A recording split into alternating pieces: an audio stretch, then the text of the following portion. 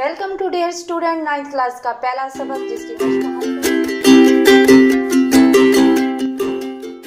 तो पहला सबक है हिजरत नबी सल्लल्लाहु अलैहि वसल्लम, जिसको लिखा है मौलाना शिबली नौमानी ने। तो आइए चलते हैं सबसे पहले इसकी खुलासे की तरफ। हिजरत नबी सल्लल्लाहु अलैहि वसल्लम का खुलासा।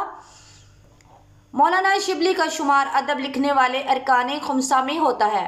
वो मशहूर सीरत निगार और शायर थे। हिजरत नबी उनकी किताब सीरतुल नबी सल्लल्लाहु अलैहि वसल्लम से लिया गया है। इस मजमून में उन्होंने दौरान तबलीग मक्का में पेश आने वाली मुश्किलात का तज़किरा किया है और हिजरत के असबाब व वाक़यात बयान किए हैं। नबूवत का 13वां साल शुरू हुआ।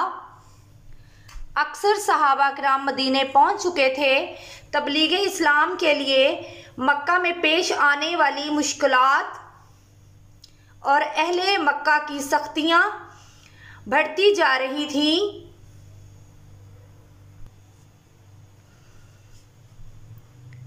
नौबत यहाँ तक आ गई कि दुश्मनों ने आप सल्लल्लाहु अलैहि वसल्लम के कत्ल का मंसूबा बना लिया। हालांकि कुरैश मक्का ने अपने माल और असबाब रसूल पाक सल्लल्लाहु अलैहि वसल्लम के पास अमानत के तौर पर रखा हुआ था। खुदावंद करीम की तरफ से बजरिया वही आप सल्लल्लाहु अलैहि वसल्लम को मदीना हिजरत करने का हुक्म दिया।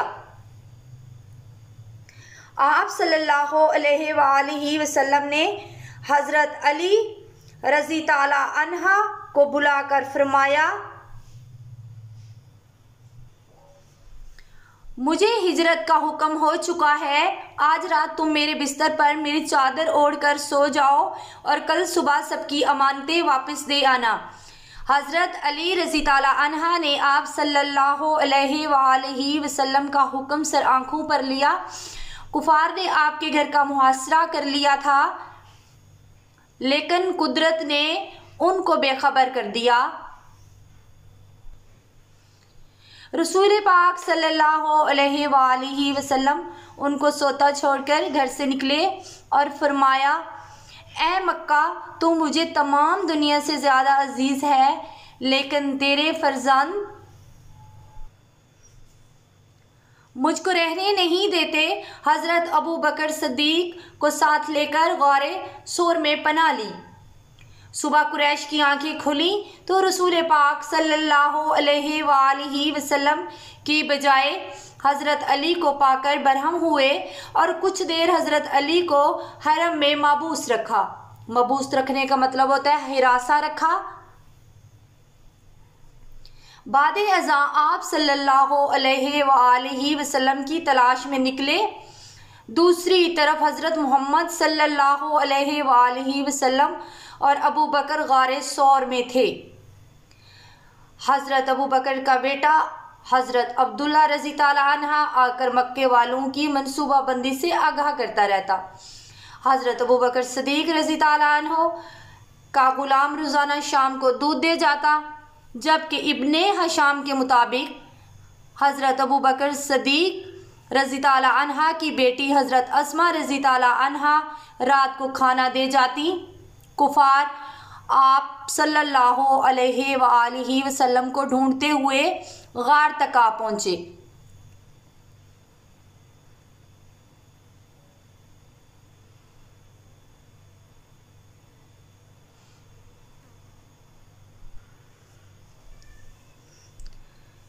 हज़रत अबू बकर सदीक परेशान हुए। फ़ौरन आयत नाजिल हुई।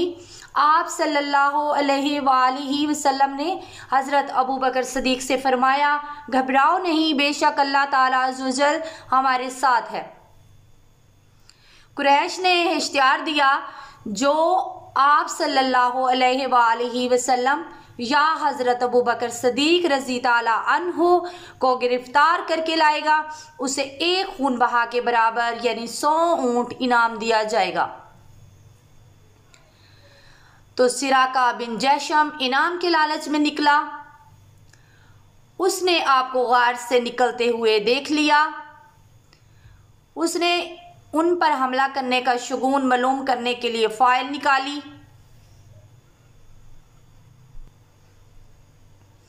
जवाब में नहीं निकला, मगर वो बाज न आया। उसने हमला करना चाहा, घोड़े के पांव ज़मीन में धंस गए। इस वाक़या ने उसकी हिम्मत पस्त कर दी। उसने रसूल पाक सल्लल्लाहु अलैहि वसल्लम को अमन की तहरीर लिख देने की दरख्वास्त की। आपने कबूल कर ली। हज़रत अबू बकर सदीक के ग़ुलाम आमिर बिन फ़हीरा चमड़े के एक टुकड़े पर फरमाने अमल लिख दिया। आप सल्लल्लाहु अलैहि वसल्लम की तशरीफ़ आवरी की खबर मदीना पहुंच चुकी थी। अहले मदीना वाले सुबह सवेरे शहर से बाहर आकर आपका इंतज़ार करते, दोपहर को मायूस होकर लौट जाते। एक यहूदी ने किले से देखा और कहा, जिसका तुम इंतज़ार कर रहे हो वो आ गया। आइए चलते हैं हम अपने सवाल नंबर की तरफ। हमारे पास सवाल नंबर 1 है, हिजरत नबी सल्लल्लाहु अलैहि वसल्लम से क्या मुराद है? इसका जवाब है, नबी पाक का बहुक्मे खुदावंदी दीन तबलीग की खातर मक्का से मदीने जाना हिजरत नबी कहलाता है। सवाल नंबर 2 है हमारे पास, रसूल पाक सल्लल्लाहु अलैहि वसल्लम ने नबूवत के कौन से साल हिजरत फरमाई?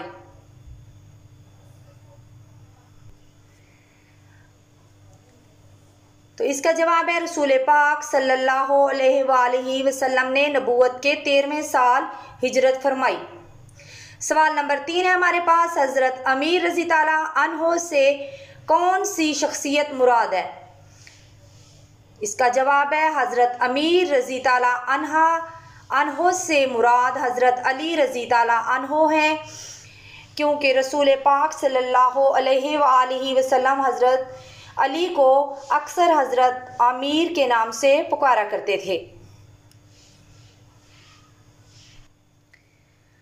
सवाल नंबर 4 है हमारे पास, रसूल पाक सल्लल्लाहु अलैहि वसल्लम ने हज़रत अली रज़ी ताला अन्हो से क्या इरशाद फरमाया? तो इसका जवाब है कि आप सल्लल्लाहु अलैहि वसल्लम ने हज़रत अली रज़ी ताला अन्हो से इरशाद फरमाया, मुझे हिजरत का हुक्म हो चुका है। आज रात तुम मेरे बिस्तर पर मेरी चादर ओढ़कर सो जाओ, सुबह सबको उनकी अमानतें वापस कर आना। तो सवाल नंबर 5 है हमारे पास, हज़रत अस्मा रज़ी ताला अन्हा कौन थी? तो इसका जवाब है, हज़रत अस्मा रज़ी ताला अन्हा हज़रत अबू बकर सदीक की बेटी थी और हज़रत अब्दुल्ला की हमशीरा थी। हमने सवाल को डिटेल में नहीं लिखना, क्योंकि ये 2 नंबर का सवाल होता है, तो हमें 1 से 2 या 3 लाइन तक इसे मुकम्मल करना होता है।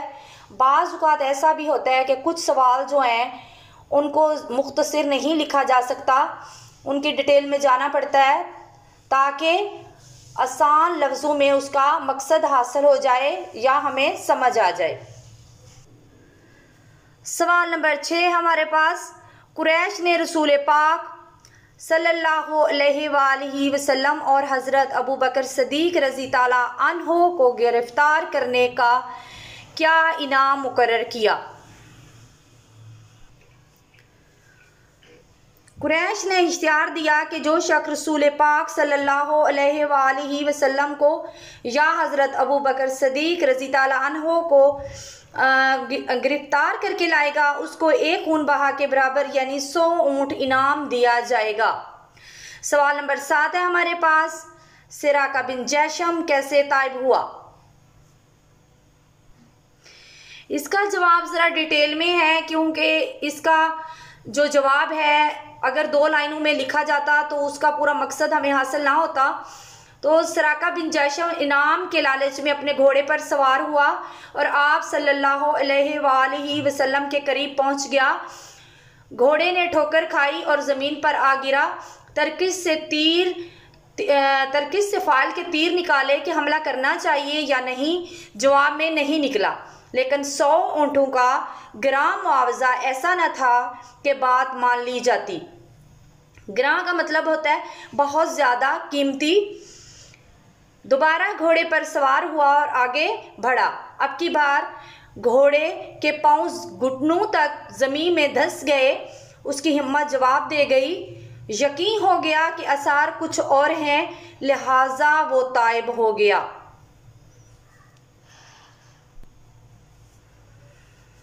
तो आइए चलते हैं हम अपनी मश्क को हल करने के लिए। मतन को मद्देनज़र रखते हुए मौजू अल्फाज की मदद से खाली जगह पुर करें। हाफ़िज़े आलम ने मुसलमानों को दारुल अमान डैश की तरफ रुख करने का हुक्म दिया। तो इसका जवाब है हाफ़िज़े आलम ने मुसलमानों को दारुल अमान मदीना की तरफ हिजरत करने का रुख मतलब कि हुक्म दिया था, मदीने की तरफ रुख करने का हुक्म दिया था। तो हमारे पास ये ऑप्शन मौजूद हैं। इनमें से हम मदीना पर टिक का निशान लगाएंगे। दूसरे नंबर पर हमारे पास है नबूवत का साल शुरू हुआ और अक्सर सहाबा मदीने पहुंच चुके तो वही इलाही के मुताबिक हज़रत रसूल पाक सल्लल्लाहु अलैहि वसल्लम ने भी मदीने का अज़म फरमाया। तो इसका जवाब है 13वां। हम यहाँ लिखेंगे, हमारे पास ऑप्शन ये है 13वां, 15वां, 12वां, 10वां। तो हम इसका लिखेंगे 13वां।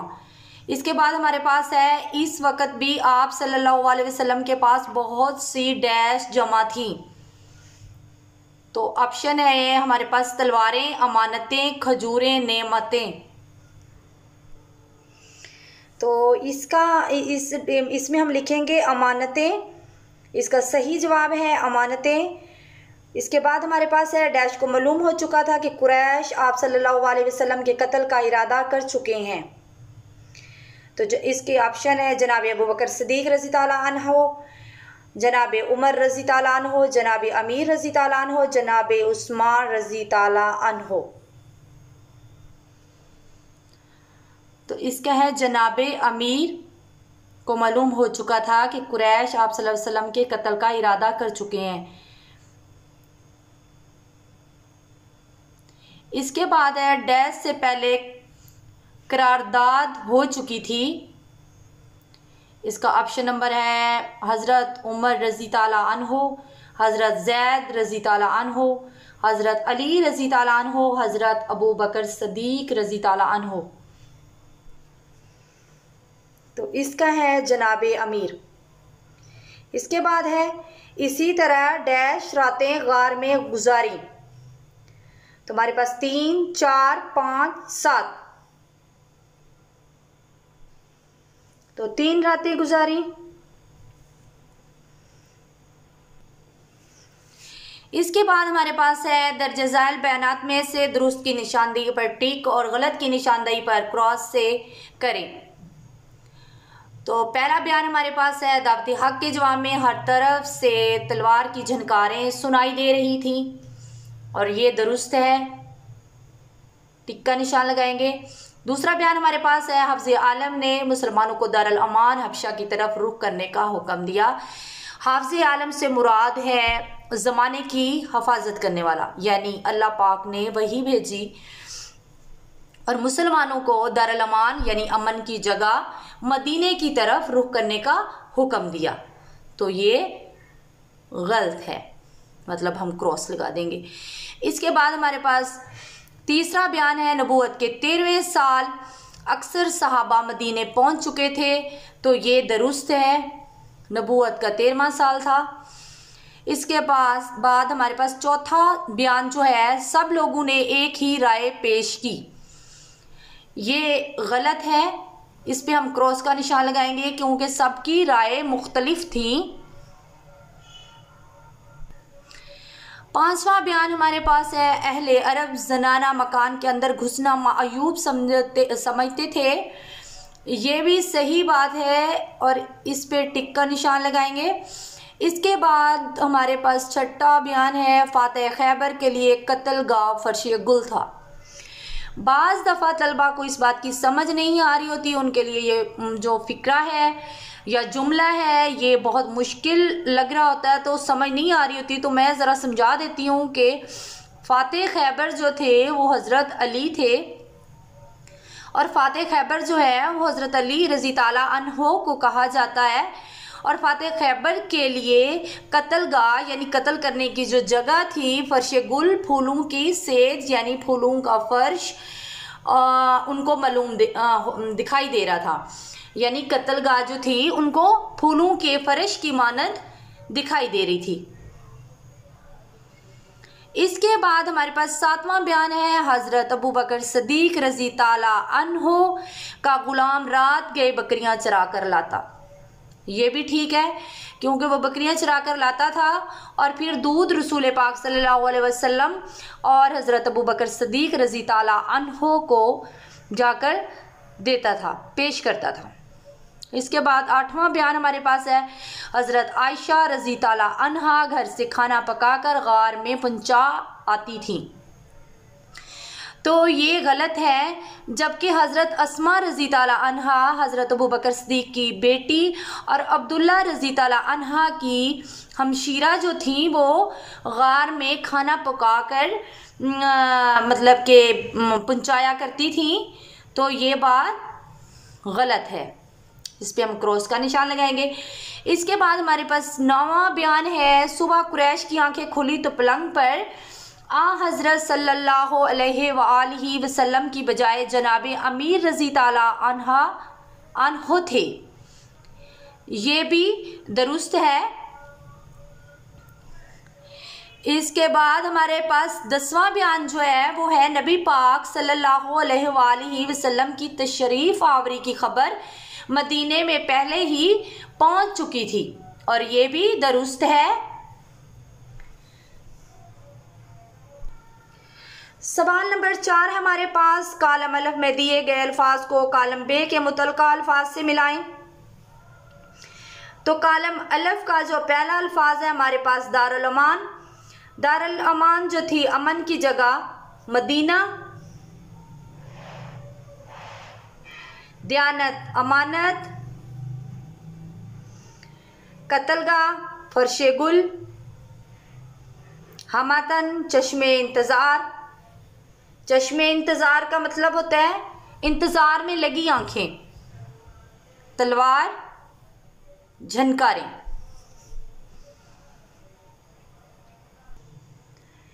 वीडियो को लाइक करें, चैनल को सब्सक्राइब करें ताकि तमाम मालूमाती वीडियो आप तक पहुंचती रहें। अपना ख्याल रखिए। अल्लाह हाफ़िज़।